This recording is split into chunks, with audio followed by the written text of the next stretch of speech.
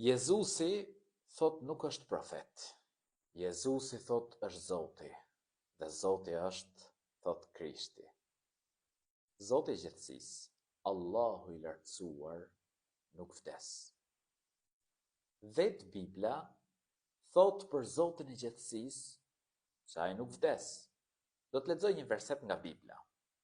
Ai që i vetmi e ka pavdeksin dhe ri në dritë të paafrueshme, të cilën asnjëri nuk e ka parë kurrë dhe as mund ta shohë, atij i qoftë nderi dhe pushteti i përjetshëm.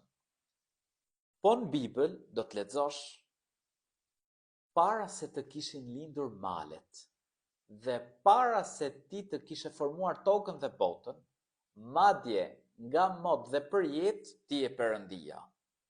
Pra Zoti i gjithësisë nuk vdis ka.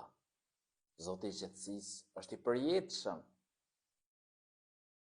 Ndërsa për Jezusin, Bibla çfarë thot vdiq? Do të lexosh në Bibël pra, dhe Jezusi bërtiti me zë të lartë dhe tha: "O Atë, në duart e tua po e dorëzoj frymën time." Dhe si tha këto, dha frymë. Po në Bibël thuhet, por kur erdhën te Jezusi dhe si pan se ai tashmë kishte vdekur. Atëherë, Jezusi nuk është Zot. Se Zoti i gjithësisë nuk vdes, është i përjetshëm. Kjo edhe shumë argumente të tjera tregojnë që Jezusi nuk ishte Zot, por robi i Allahut lartësuar dhe i dërguari i tij. Zoti i gjithësisë është larg tmetave. Allahu i lartësuar është larg mangësive. Jezusi alayhi salam, Isa alayhi salam, ishte robi i Zotit dhe i dërguari i tij.